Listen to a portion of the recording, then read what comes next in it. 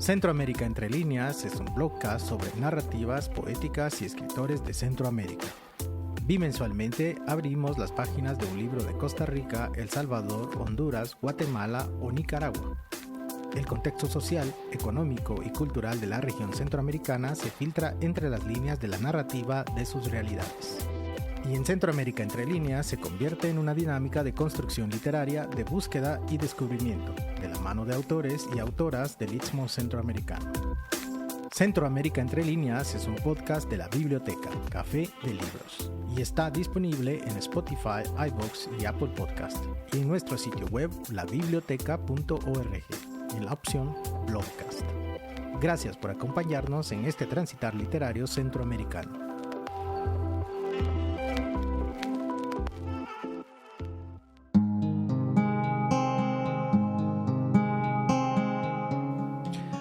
Hoy, en Centroamérica Entre Líneas, La ruta de su evasión, de Yolanda Oriamuno. Vivimos en una sociedad patriarcal que se resiste a reconocer y respetar los derechos humanos de las mujeres. Y si bien es cierto de que han habido avances sustanciales en materia de igualdad, desarrollo social y adopción de leyes que promueven la equidad, cambiar el pensamiento patriarcal y machista de una sociedad entera es una tarea pendiente. En 2023, la población total de los países miembros de la Unión Centroamericana asciende a unos 55 millones de habitantes. De ellos, un poco más del 50% son mujeres. El aumento de la pobreza, junto con la inestabilidad social y política, definen el escenario centroamericano actual. En la pobreza y la inestabilidad vive el 70% de las familias urbanas y rurales de la región. Esto es, las 3/4 partes de las familias de Nicaragua, El Salvador, Honduras y Guatemala, la mitad de las familias de Panamá y 1/4 parte de las familias costarricenses. La mayoría de estas familias viven hacinadas en los asentamientos precarios que conforman el nuevo tejido urbano de las ciudades capitales, o viven dispersas en las zonas rurales más deprimidas. Y en este ámbito, el rural, las mujeres suelen ser jefas de hogar que deben cargar con una doble jornada, o a veces triple, de trabajo, o a nivel laboral con el trabajo agrícola, a nivel familiar con el trabajo doméstico y a nivel comunitario con el trabajo voluntario. A nivel socioeconómico, deben enfrentar el peso del sistema patriarcal que se expresa obstaculizándoles el acceso a la salud, al crédito, a capacitaciones, a poseer insumos agrícolas, a ser propietarias de la tierra, por mencionar algunos aspectos. Son todas estas condiciones las que conllevan a generar un proceso de feminización de la pobreza, el cual se refleja de manera más pronunciada en el área rural. Desde la teoría feminista, el género como categoría de análisis feminista ha sido importante para visibilizar y comprender cómo la existencia de una estructura de dominación patriarcal ha legitimado relaciones de dominación de los hombres hacia las mujeres y de subordinación de las mujeres ante los hombres. Estos enfoques, que para una gran parte de la población genera mucha resistencia, es útil para comprender que mujeres y hombres tejemos nuestras vidas familiares y sociales bajo varios sistemas de dominación, entre los que destaca el patriarcado. Este patriarcado es un sistema de dominación masculina que se manifiesta y se institucionaliza por medio del ejercicio del poder de los hombres sobre las mujeres, las niñas y niños, en todas las instituciones que estructuran y organizan la vida de las sociedades. Y lo cierto es que el patriarcado, con mayor o menor virulencia, sigue siendo aún una cruel realidad en todo el planeta. Tal vez no es tan visible en sociedades con altos niveles de desarrollo, pero es sumamente presente en regiones como la centroamericana. Una región en la que todavía resuenan mensajes caducos que asocian la biología que define al hombre y la mujer a sus comportamientos y roles. Estos argumentos tienden a igualar la experiencia de todas las mujeres, cuyas consecuencias conllevan a la casi inadvertida cosificación de roles y estereotipos de género. Es una pura construcción histórica, una ideología del poder masculino que se ha impuesto y una nefasta injusticia, una más de tantas, que sigue vigente en nuestros días. Y si ha tenido la oportunidad de leer la obra de la escritora costarricense Yolanda Oreamuno, La ruta de su evasión, sabrá a lo que nos referimos.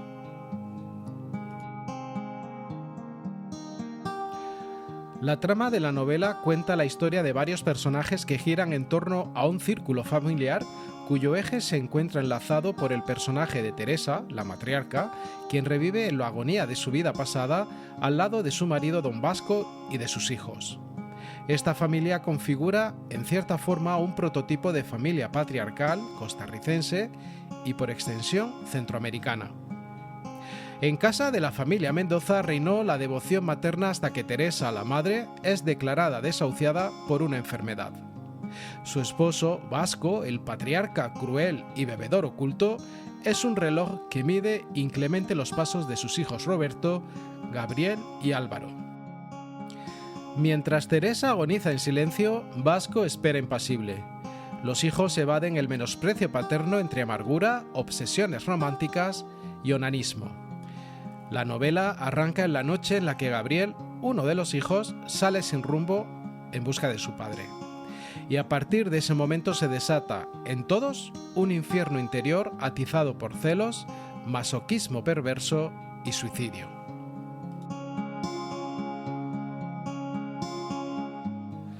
La ruta de la evasión se construye en 23 capítulos. La trama de cada uno de ellos va girando alrededor de los diferentes personajes. La autora, Yolanda, entreteje historias de personajes con hilos narrativos que se entrelazan a partir de la relación de parentesco o la convivencia de los personajes dentro de un espacio limitado, esto es, la casa.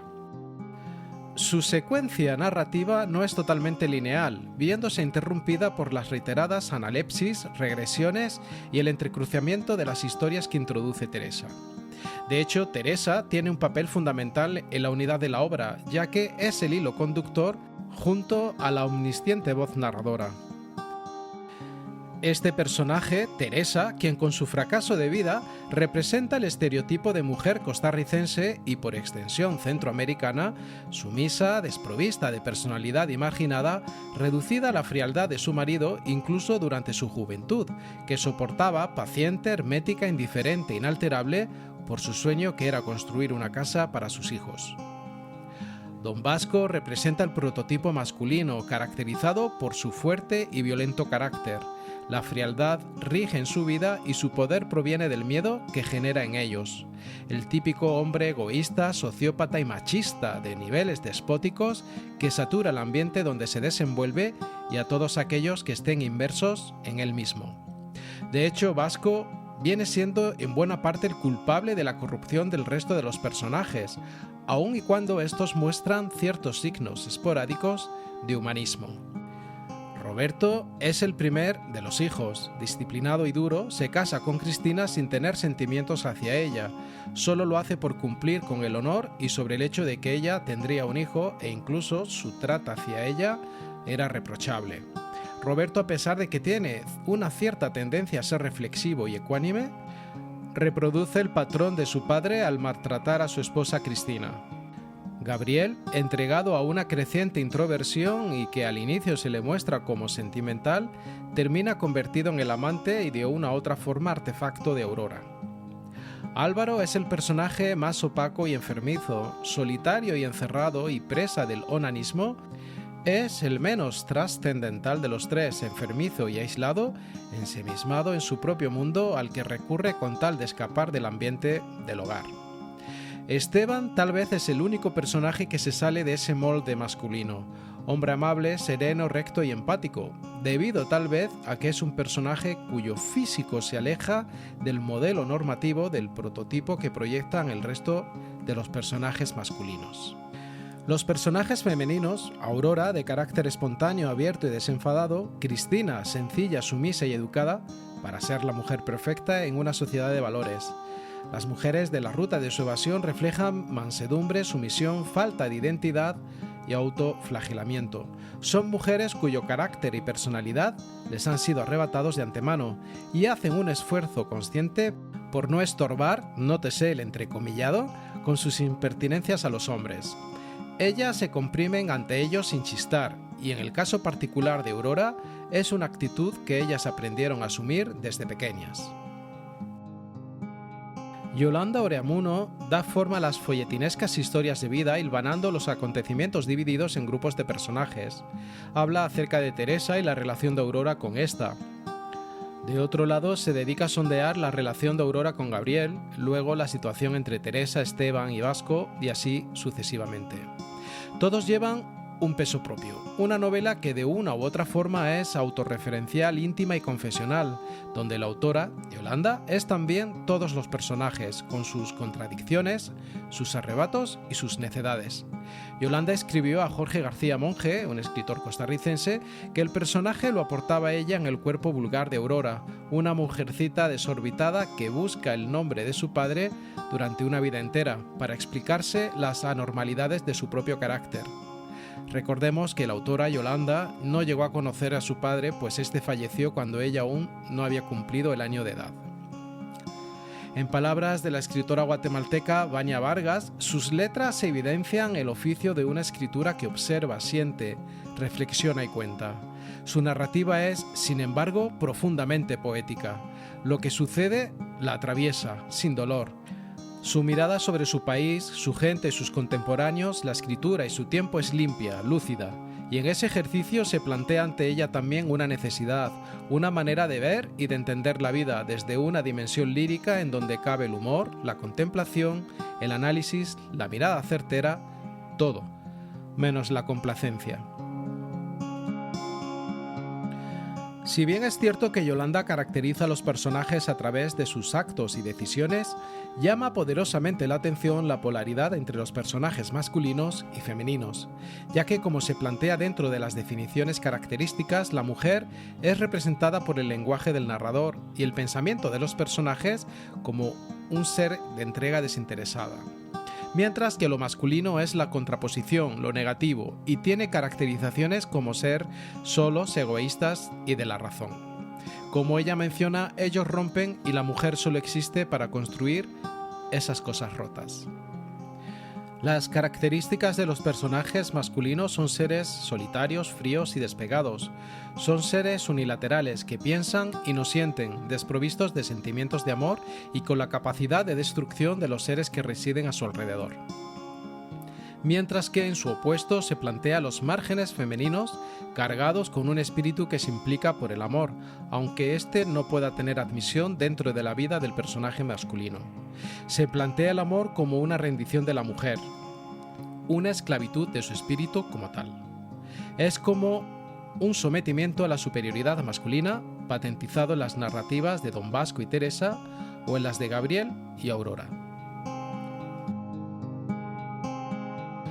De los diferentes escenarios narrativos que la escritora desarrolla en la novela, el que más destaca es la casa de Don Vasco. La casa, que debería ser el lugar de refugio para una familia, es como una prisión en donde reina el abuso físico y psicológico, como el silencio absoluto que debe mantenerse dentro de la misma. Don Vasco es quien domina este espacio y por ende domina a quienes viven en ella, que son Teresa y sus hijos. La casa se relaciona mucho con lo que acontece. Por ejemplo, se menciona que el salón es frío, tal y como lo es Don Vasco y sus hijos.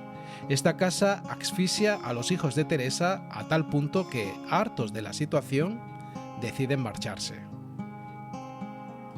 Y es que la obra La ruta de su evasión es un ejercicio constante de simbolismo en torno a la figura del hogar familiar.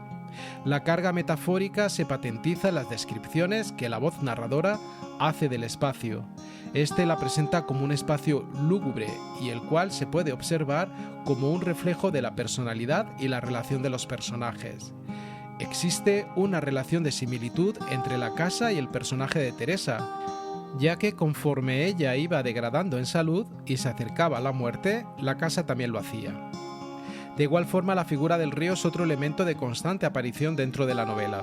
Es el símbolo del agua relacionado con la muerte.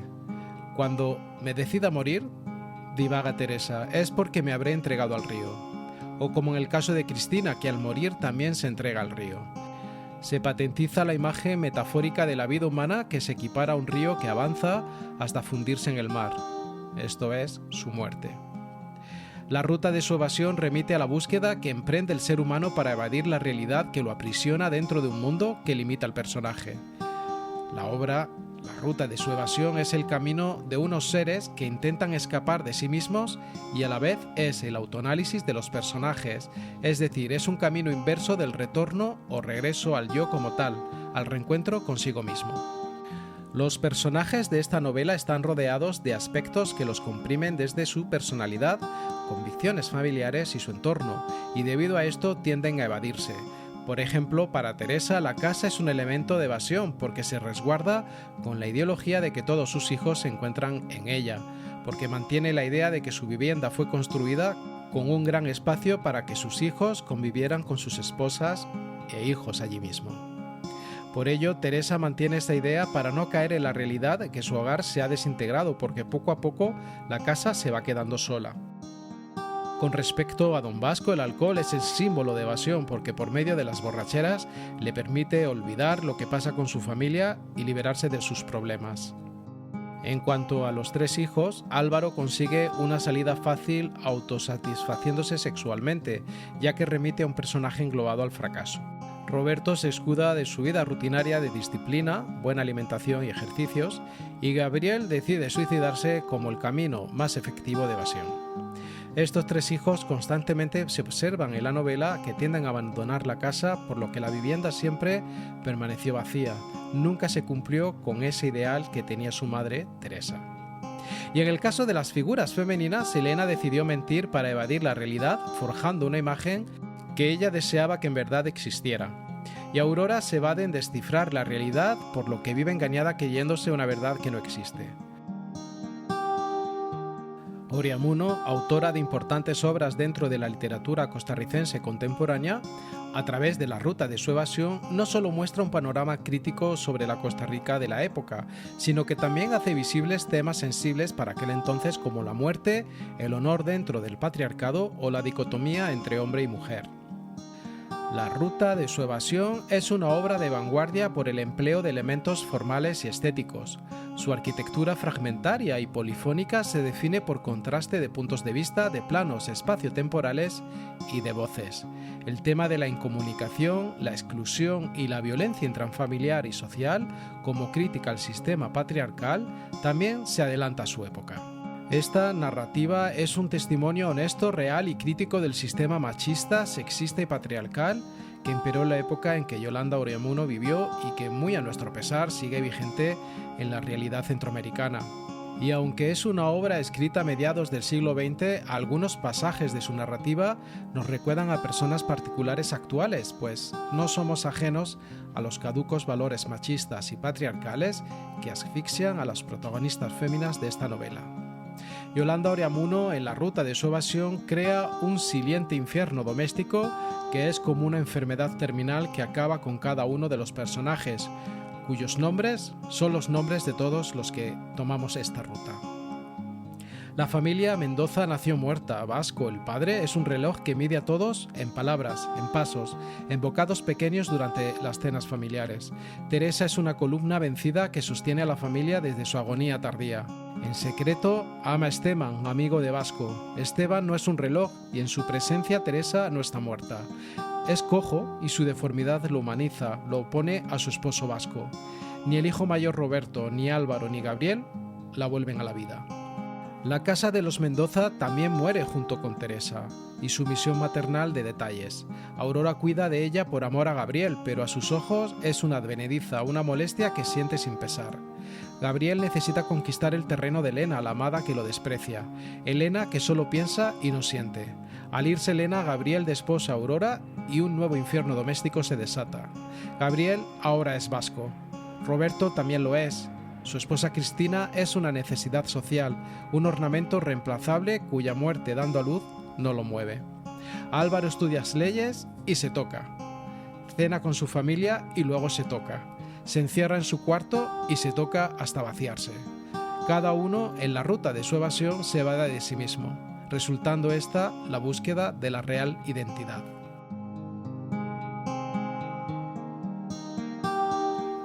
La historia personal de Yolanda Oreamuno se gestó en un momento histórico de grandes cambios. De esta manera, este devenir queda evidenciado en su literatura, especialmente en esta novela, en la que presenta una visión de lo masculino y femenino. Yolanda Oreamuno se rebeló contra la visión estereotipada de lo femenino impuesta por su época, considerándola indeseable. Tan indeseable como el actual, violento y viril esquema social en el que vivimos, basado en la injusticia, la impunidad, la corrupción, el chantaje y, cuando sea necesario, la eliminación del otro. Una realidad actual que aún hoy día, y muy a nuestro pesar, sigue estructurada bajo los preceptos y estereotipos contra los que Yolanda Oreamuno denunció y trató de cambiar con su literatura.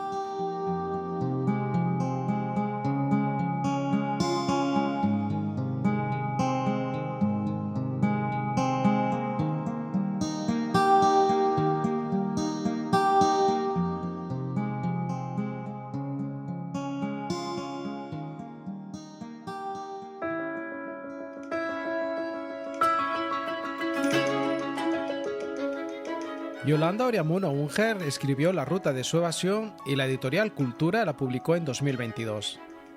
Yolanda Oreamuno nació en 1916 y falleció en 1956. Novelista y ensayista costarricense, huérfana de padre desde que tenía 1 año, cursó la segunda enseñanza en el Colegio Superior de Señoritas. Siendo estudiante, con el ensayo ¿Qué hora es?, ganó una mención honorífica en 1933. Además, realizó estudios de mecanografía y secretariado. En 1949, gravemente enferma, tuvo que permanecer 4 meses recluida en un hospital en Washington. En julio de 1956 falleció en México, en casa de la poetisa costarricense Eunice Odio. Yolanda es una personalidad clave en la novelística femenina costarricense y centroamericana. Es la primera escritora que expone y se revela contra la situación de la mujer en la sociedad de ese país en la primera mitad del siglo XX. En muchos de sus escritos plasma la reivindicación de la mujer, caracterizándose por optar por el psicoanálisis y el monólogo interior. La prolífica obra de Yolanda se compone de ensayos, narrativa y artículos literarios publicados en repertorio americano. Algunos de los títulos publicados son sus novelas, tales como Por tierra firme. Esta obra se halla desaparecida. En 1941 la autora envió el manuscrito al concurso para editores iberoamericanos convocado por la editorial Farrar and Reinhardt. De hecho, ganó el primer lugar junto a otros 2 escritores. Sin embargo, la editorial extravió el manuscrito y la autora nunca guardó una copia de esta novela. Con La ruta de su evasión fue ganadora del premio del concurso centroamericano de novela convocado por el Ministerio de Educación Pública de Guatemala en 1948. De sus ensayos, críticas y comentarios mencionaremos Para remenar, No para Max Jiménez, publicada en 1936, El ambiente tico y los mitos tropicales y Mi mujer y monte, ambos publicados en 1938. Vida y dolores de Juan Varela, un gran cuento sin pretensiones para una biografía sin importancia en 1939, Protesta contra el folclore en 1943 y Max Jiménez y los que están, entre otros ensayos. Otros relatos que forman parte de su producción literaria mencionaremos de su obra Oscura Familia, Harry Campbell Paul, Las bodas de Canaán, La tía tenía trenzas, La llave y El caos genésico en la pintura de Abela.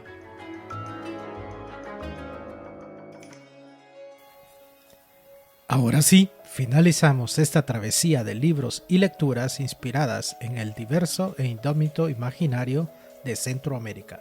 Por cierto, en nuestro boletín informativo incluimos parte de los textos narrados, las fuentes consultadas y otras novedades sobre los podcasts de Centroamérica entre líneas y Emociones entre líneas. Si desea recibirlo por correo electrónico, le invitamos a que se suscriba en nuestro sitio web, labiblioteca.org, en la opción Un podcast de libros. Centroamérica entre líneas es un podcast de la biblioteca, Café de Libros, y está disponible en exclusividad bajo un modelo de suscripción gratuita en Apple Podcasts, Substack y en nuestro sitio web, labiblioteca.org, en la opción Blogcast. Gracias por acompañarnos en este transitar literario centroamericano. Nos volvemos a encontrar en 2 semanas aquí en Centroamérica entre líneas, el blogcast de la biblioteca, Café de Libros.